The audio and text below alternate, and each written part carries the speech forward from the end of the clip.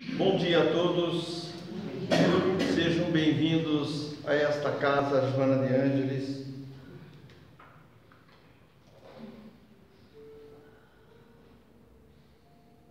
A esse porto seguro, fechando nossos olhos, entrando em sintonia com a espiritualidade da casa, dando oportunidade dos nossos mentores espirituais a sintonizar conosco, porque a gente não corre, a gente deixa eles de lado. Agradecendo a Deus e a Jesus por tudo isso que recebemos, por tudo que temos e pela oportunidade de estarmos aqui. Que essa vibração desta casa possa atingir a todos que aqui estão ausentes, fisicamente e espiritualmente.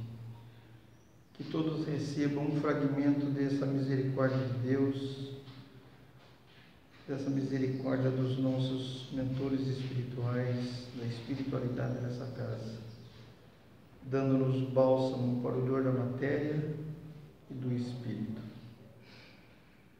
Muito obrigado, meu Deus, tenhamos uma excelente semana e que sejamos brindados agora pelo Evangelho da nossa companheira Araci, na manhã de hoje. Obrigado a todos.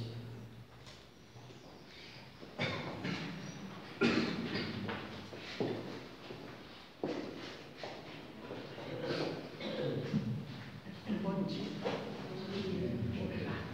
Olá a todos. Então, continuação do Livro dos Espíritos. A gente está vendo a cada semana. Estamos. Obrigada por falar mais perto. Obrigada por falar mais perto, é bom. Nós estamos no 10º capítulo do terceira parte do Livro dos Espíritos, Lei de Liberdade. Então, semana passada vocês já ouviram sobre esta lei natural, né? Sobre a escravidão, a liberdade de pensamento e a liberdade de consciência, não é isso? Agora a gente vai dando continuidade com o livre-arbítrio e a fatalidade. E depois prossegue, a semana que vem termina esse capítulo, né? O 10º, essa lei de liberdade. Então, o livre-arbítrio. O homem tem esse livre-arbítrio nos seus atos, pois que tem a liberdade de pensar, ele tem a liberdade de agir. Sem livre-arbítrio, o homem seria como uma máquina.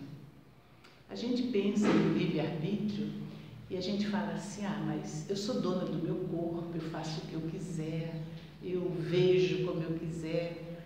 A gente acha que é liberdade plena, né? Mas, diz os Espíritos, ele tem a liberdade de agir desde que tenha vontade de o fazer. Porque entre o fazer, a vontade e o desejo e a vontade não são a mesma coisa. Então, muitas vezes, a gente até deseja as coisas, né?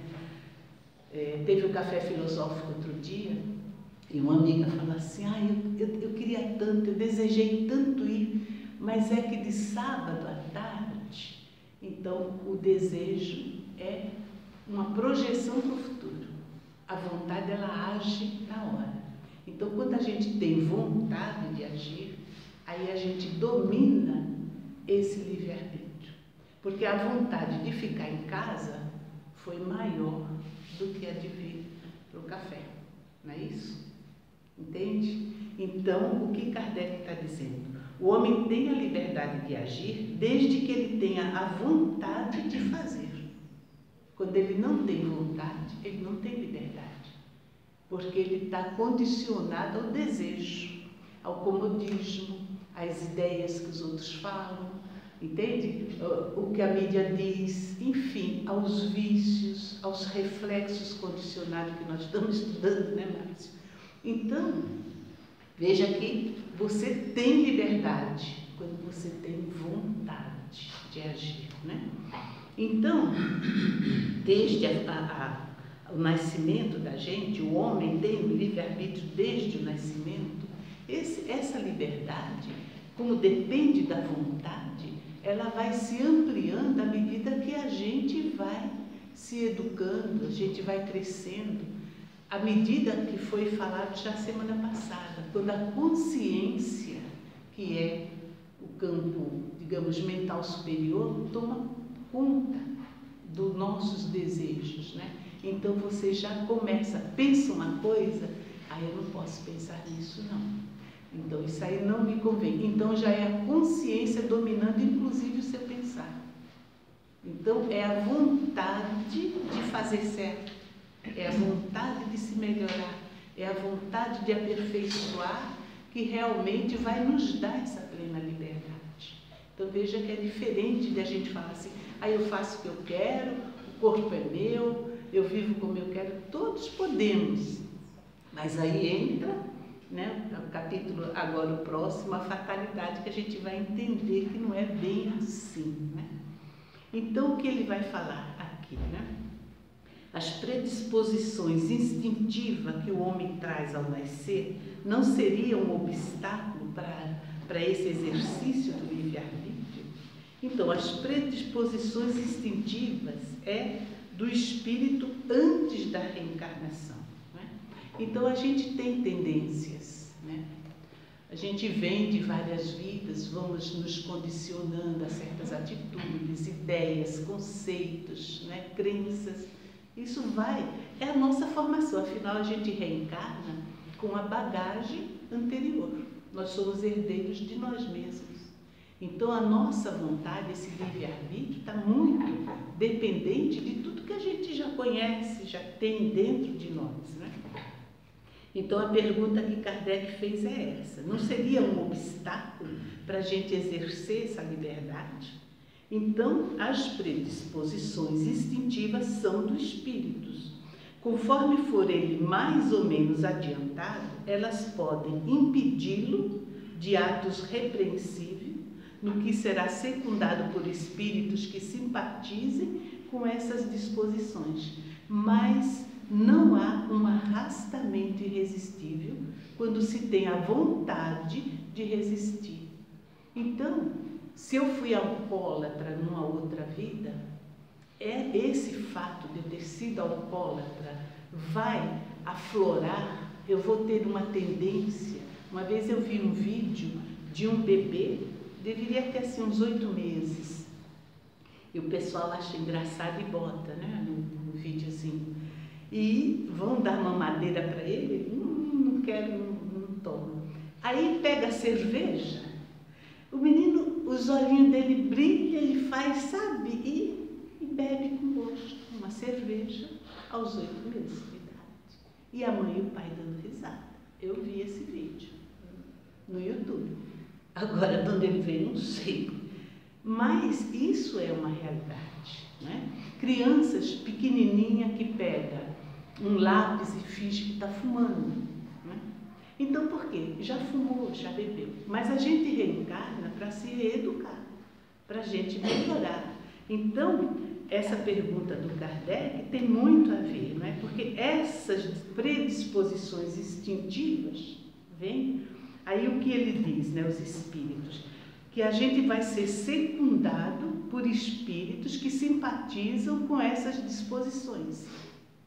Então, claro, se eu já bebia muito na outra vida, eu venho para me reeducar. Como prova, a gente vai reencarnar num ambiente onde todo mundo bebe.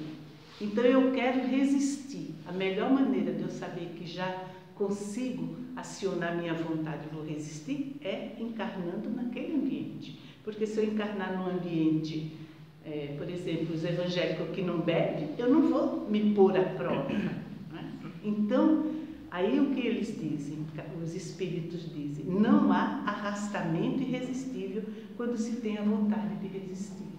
Então a gente vai vendo que dentro do livre-arbítrio, o que é soberano mesmo é a nossa vontade e não o desejo, né? O desejo fica assim, eu desejo tanto vir fazer o estudo às 8 horas da manhã, mas é que no domingo, eu só tenho domingo para dormir, para descansar. Então, quer dizer, o desejo de estudar não existe, existe o desejo de dormir. A vontade de estudar está adormecida.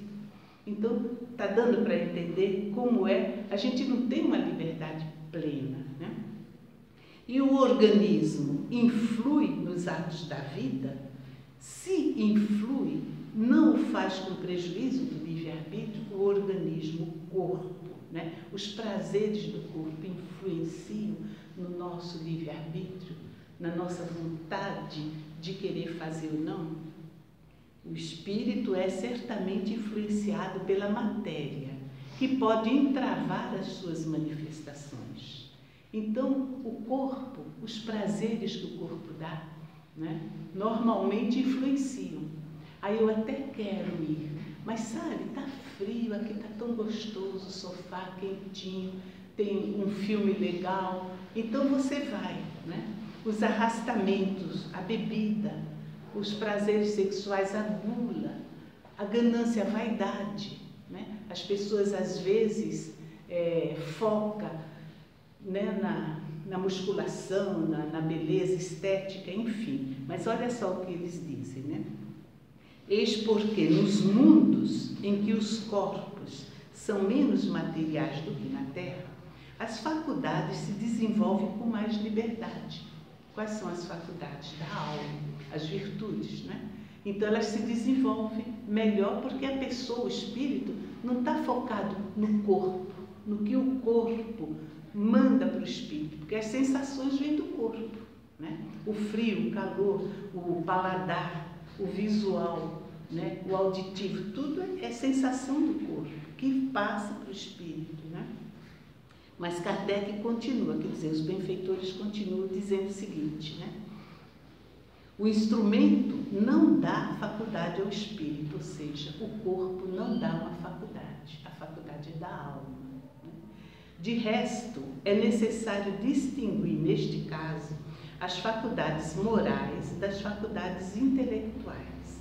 Se um homem tem o instinto do assassínio, é seguramente o seu espírito que o possui e lhe transmite, mas nunca o órgão, nunca o corpo. Então, o corpo não é alcoólatra, o corpo não é agressivo, o corpo não é sedutor. Quem é o espírito. É a gente, espírito que tem isso, né? Não é o corpo. O espírito usa o corpo é um instrumento do espírito, para a gente se comunicar, para a gente estar aqui na Terra com a matéria, né? Aí ele continua, se um homem tem o instinto, né, isso eu já li, de assassino, é o corpo, né? Aquele que aniquila o seu pensamento para apenas se ocupar da matéria, ele faz-se semelhante ao bruto e ainda pior, porque ele não pensa mais em se premunir contra o mal. É nisso que ele se torna faltoso, pois assim ele age pela própria vontade. Deu para entender isso? Nós estamos aqui para educar a alma. A gente está aqui, a reencarnação é um processo evolutivo. Nós estamos aqui, até falávamos agora há pouco no estudo, né? Não é passeio, não estamos assim de recreio, né? Então, tudo na vida é um convite para a gente se melhorar, se aprimorar. E nós temos essa liberdade de escolher ou não, de querer ou não. Então, quando a gente não quer, como ele diz, quando você prefere pensar mais na matéria do que no espírito, você se faz semelhante a uma pessoa bruta, que não quer nem se premunir contra o mal, ou seja, deixa rolar, deixa a vida fluir ao sabor dos outros. Então nós não temos livre-arbítrio nesse caso. Os outros vão nos conduzindo. A gente faz o que a mídia diz, a gente faz o que acha que o outro gosta que a gente faça, a gente age, se expressa, se apresenta sempre querendo agradar os outros. Mas e o que eu quero de verdade? A gente às vezes nem pensa nisso, né? Então, e a alteração das faculdades tira do homem o livre-arbítrio? Quando você está com... Aí ele fala, né? Quando você bebe, por exemplo, né? A embriaguez desculpa um ato repreensível, né? Às vezes a gente fala, mas coitado, né? Estava bêbado, né? Até acho engraçado, deixa pra lá, estava bêbado. Mas os benfeitores dizem que não. O ébrio voluntariamente se priva da razão para satisfazer paixões brutais. Em lugar de uma falta, ele comete duas. Quer dizer, faz a falta e ainda bebeu. Então, gente, veja que a liberdade é algo que você tem que administrar, né? Não é uma coisa, você é livre, sim. A gente pode escolher beber, encher a cara, bater o carro, né? Fazer qualquer coisa, mas tem as consequências que nós vamos ver agora, daqui a pouquinho, né? Então, ele fala, a posição social, às vezes, é um obstáculo para a gente ter essa inteira liberdade de ação, né? Porque na minha posição, eu tenho que fazer isso e aquilo, a sociedade me pede assim, assim. Ele vai dizer, o mundo tem, sem dúvida, as suas exigências, mas Deus é justo e tudo leva em conta, mas sempre deixa para você a responsabilidade dos poucos esforços que fazeis para superar os obstáculos. Quer dizer, está sempre voltando na mesma tecla. Você é livre, mas não é para fazer tudo o que quer. Você é livre para realmente direcionar a sua vida para o bem, se você acredita no bem. Você é livre para se melhorar se realmente você acha que precisa estar se melhorando. Então, você vê que é diferente de eu sou livre para fazer o que eu quero. A ideia geral é essa. Eu tenho livre-arbítrio, eu posso fazer. Mas aí entramos agora na fatalidade, que é a sequência, né? Há uma fatalidade nos acontecimentos da vida, segundo o sentimento ligado a essa palavra, ou seja, todos os acontecimentos da vida são predeterminados. E neste caso, em que se torna o livre-arbítrio? Se tudo estiver predeterminado. Aí a gente entra na lei de causa e efeito, que não é a mesma coisa de ação e reação. A lei de causa e efeito, você é livre para fazer o que quer, mas como disse Jesus, a cada um segundo suas obras, né? Você planta, mas você colhe. Mas a lei de causa e efeito, você não precisa, por exemplo, um ditador aí que leva o Hitler, né? A gente sempre pega ele de exemplo, né? Exterminou tantos milhões. Será que ele teria que ter 6 milhões de vidas para dar uma vida para cada um? Não. Bastaria uma vida consciente, que ele eliminaria tudo mais, né? Porque a gente está falando aqui do livre-arbítrio, né? E a fatalidade, a gente fez, como a gente é herdeiro da gente mesmo, então as próximas vidas vão refletir as nossas atitudes anteriores, as nossas escolhas, de como nós usamos a nossa liberdade. Então, tudo é sequencial, porque é um aprendizado, né? A cada vida a gente tem a possibilidade de aprender um pouco mais. Então, o que seria uma fatalidade? A fatalidade não existe. Ela só existe no tocante à escolha feita pelo Espírito ao se reencarnar e sofrer esta ou aquela prova. Então, se em outras vidas eu escolhi beber todas, eu escolhi, por exemplo, ser uma pessoa bem intelectual, porém agressiva, arrogante, orgulhosa e tal. Daí eu quero melhorar, eu quero mudar, entrou a vontade, eu não quero mais ser assim. Então eu tenho a liberdade de desejar mudar. Aí eu vou escolher, isso se eu tiver consciência, né? Porque às vezes os mentores escolhem por nós. Mas eu chego e falo, eu preciso, como eu faço para mudar essa arrogância, essa vaidade extrema, esse orgulho, esse egoísmo, como que eu faço para mudar isso? Aí eles sugerem uma vida, que é uma das questões aqui, né? De ter uma vida cheia de sacrifício, onde nada dá certo, onde você bate, labuta, trabalha e não consegue. Então, eles vão falar, você vai reencarnar, não vai ter possibilidade de estudar muito para não ter os seus diplomas todos e ficar de novo orgulhosa. Você vai ter que trabalhar em coisas mais humildes, vai ser arrimo de família, entende? Então é uma vida difícil. Aí parece uma fatalidade, porque fala, poxa vida, ela tenta e não consegue, ele tenta e não consegue, e nada dá certo. Uma das queixas, das perguntas aqui, justamente essa outra aqui, 852, ele pergunta assim, há pessoas que parecem perseguidas por uma fatalidade, independente da maneira de agir. A desgraça está no seu destino? Então não é, é uma prova. Então parece uma fatalidade, nada dá certo. Eu tento e não consigo, eu vou e tudo se fecha, minha vida só anda para trás. Mas ele diz, né? Quando a gente escolhe a prova, a gente traça para si mesmo uma espécie de destino, que é a própria consequência da posição em que o espírito se encontrava. Então a gente pede para nascer aqui no Brasil, pede para ter... Pede, por exemplo, se eu quero combater um vício, eu vou reencarnar lá no meio de viciados, porque não tem outra forma de eu tentar me pôr à prova e de resistir, de vencer, se eu não tiver esse desafio. Dá para entender? Mas aqui a gente fala sempre das provas da natureza física, porque no tocante às provas morais e às tentações, o espírito tem sempre o seu livre-arbítrio sobre o bem e sobre o mal. Ele é sempre senhor de ceder ou resistir.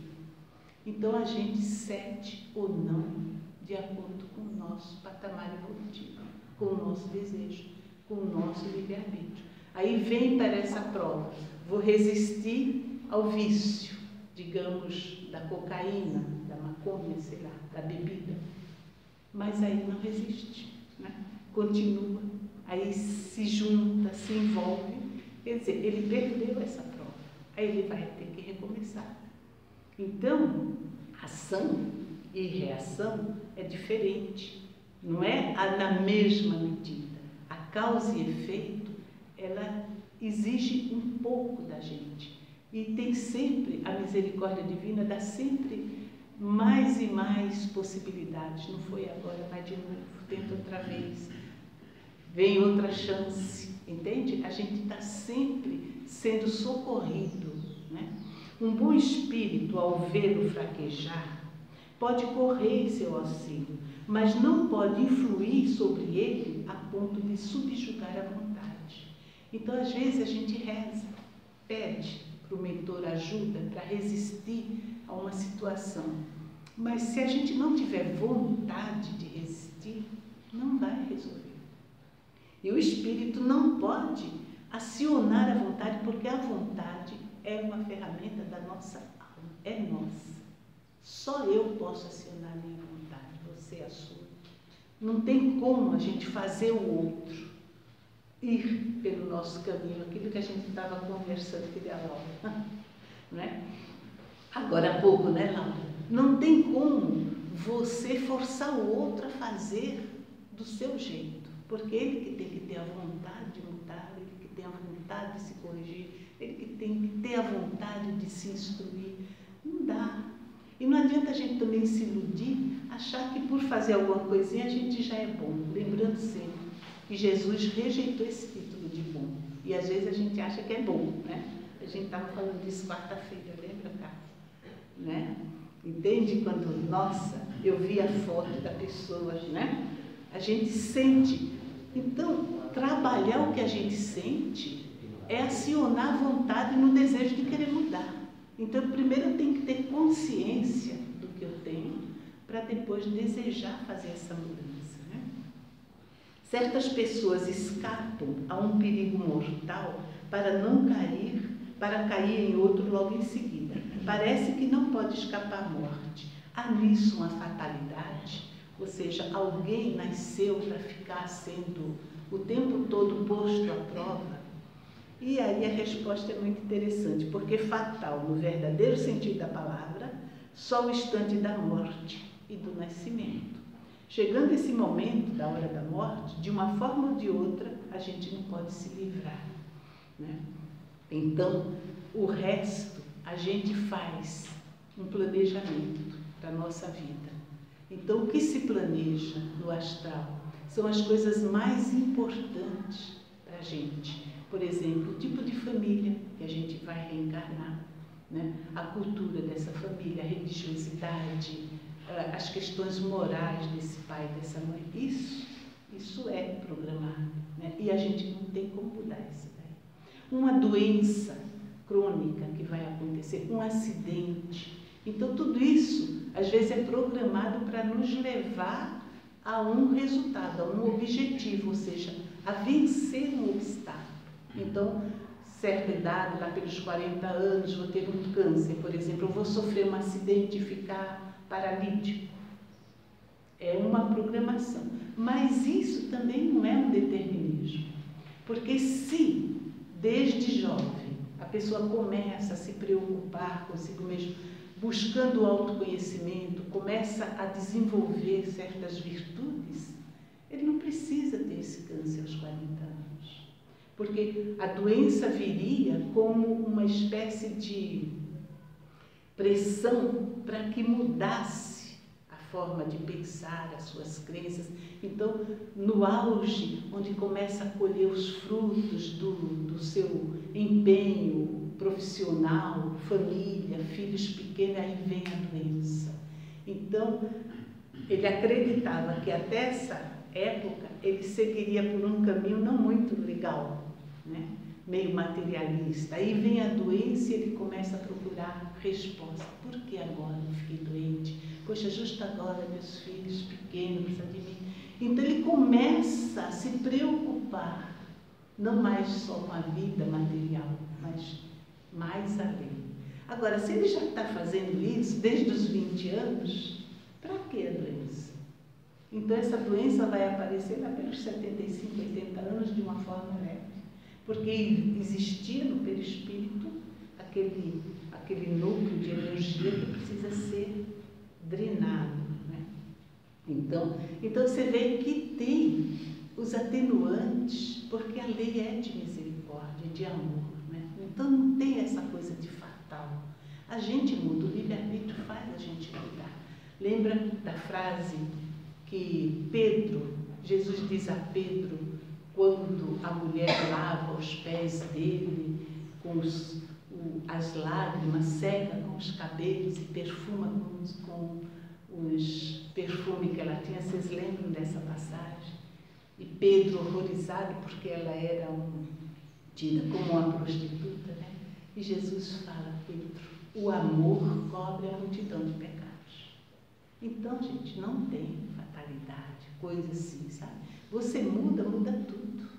Muda as coisas, muda o seu destino, né? Você se programa, porque a programação, como ele disse aqui, é feita baseado no estado em que o espírito está. Então, naquele momento desencarnado, ele ainda tem todo aquele conjunto de crenças, de valores, que ele acha que vai levá-lo àquele tipo de vida.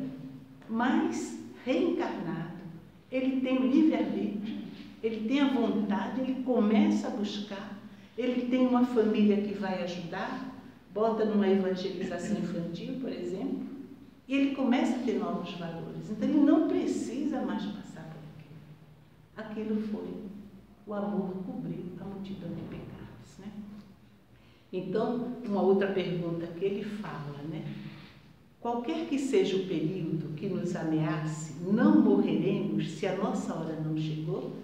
Não morrerás, né? Não. Por outro lado, se você é imprevidente, você bebe, vai dirigir e sofre um acidente, é um suicídio indireto, né? Não é que chegou a hora, né? A Joana tem um livro, acho que é Após a Tempestade, se não me engano, onde ela fala, nem sempre o bebê ia morrer, mas faltou cuidados, faltou vacina, faltou alimento, faltou higiene, faltou um monte de coisa. É uma fatalidade? Não. É uma consequência do mundo de expiação e provas. Nós passamos agora, e ainda estamos na rabeira do Covid, né, da pandemia. É uma fatalidade pegar isso? É consequência, faz parte de um mundo de expiação, onde nós temos todos esse tipo de vicissitudes. E como o nosso livre-arbítrio funciona ao enfrentar, por exemplo, uma pandemia, né? Resignação, aceitação, fé, confiança, vai dar uma forma diferente de você abrigar esse vírus. Não tenho dúvida. Entende? Quanto mais rebelde, quanto mais resistência, quanto mais a gente se revoltar contra as coisas que nos chegam, pior fica a situação. Nosso próprio corpo, as energias da gente vai piorar. Então veja que a liberdade está em tudo, né? E ao mesmo tempo, sem a vontade de entender as coisas, não adianta ter liberdade. Eu vou ter liberdade de brigar, de xingar, de me revoltar, de ficar de mal com Deus? Pode. Tanta gente nega Deus e Deus ama do mesmo jeito, né? É a liberdade. Mas quem sofre somos nós, por conta de faltar essa vontade de querer entender o sentido da vida, de querer entender as coisas que nos chegam, né? E é muito mais cômodo aqui ele diz, por exemplo, qual o fito da providência ao fazer-nos correr perigos que não devem ter consequências? Olha só, preste atenção nessa resposta. Quando a tua vida se encontra em perigo, e é essa uma advertência que tu mesmo desejaste, a fim de te desviar do mal e de te tornar melhor, quando escapas a esse perigo, ainda sob a influência do risco por que passastes, pensas com maior ou menor intensidade sob a ação mais ou menos forte dos bons espíritos em te tornares melhor. O mau espírito retornando, e digo mal, submetendo o mal que ainda nele existe, você pensa que escapou da mesma maneira a outros perigos e deixa que as tuas paixões se desencadeiem de novo. Veja a diferença. Você sofre um acidente, né? Vamos supor, está no barco, o barco afunda, mas você se salva. Se você pensa na graça que recebeu, né? Como ele disse, se você pensar com maior intensidade sobre a ação dos bons espíritos que te ajudaram, aquele cara que está no deserto, sem água, e ele está ali só, areia para todo lado, para que lado eu vou? E vem uma ideia, vai, sobe aquela duna ali, desce, vira à direita, e ele faz, e ele acha um oásis, acha água. Se ele achar assim, nossa, como eu sou bacana, tive uma ideia, ele está renegando a intuição que ele teve de um espírito que está vendo que tem oásis ali. Mas se ele agradece, ele começa, aquele perigo, é como se fosse um gatilho para ele pensar na vulnerabilidade da vida, para ele pensar o quanto ele é frágil. Entende? É isso que Kardec está falando aqui, né?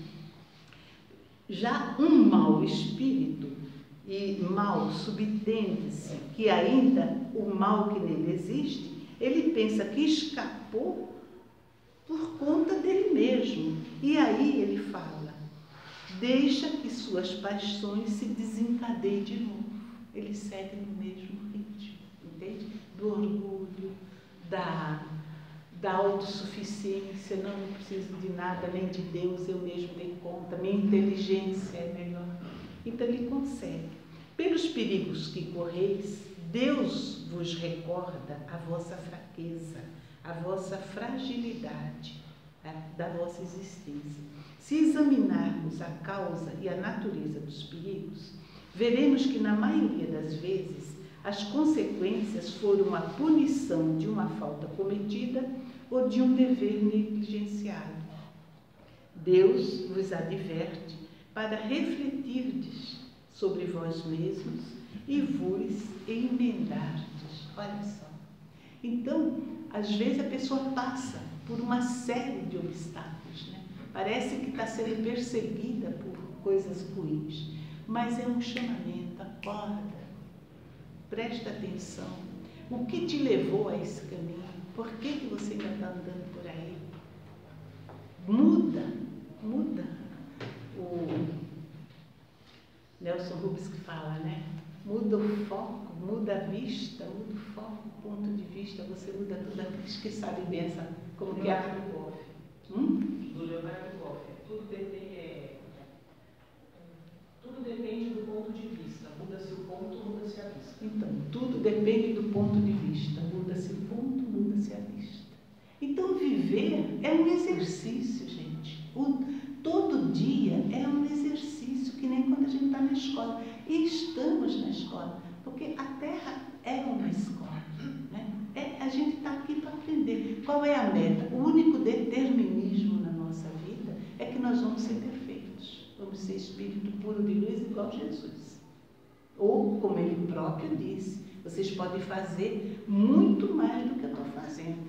Quer dizer que ele, naquela época, ele ainda não tinha chegado no ponto máximo. E qualquer um de nós poderia ultrapassar.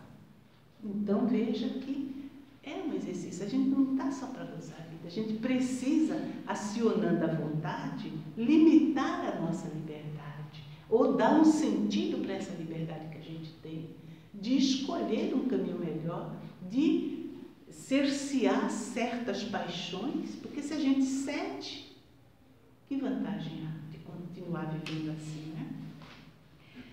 E esse capítulo é grande. Nossa, já passou o prazo? Eita, então vamos acabar. Então, fatalidade mesmo é nascer e morrer, né? Então, a causa e efeito, ela não é na mesma intensidade. A gente só sofre o necessário para a gente aprender. É diferente e é interessante. Quando a gente faz o mal, a gente não precisa sofrer muito, né? Basta sofrer um pouco e você já consegue, né, fazer o aprendizado.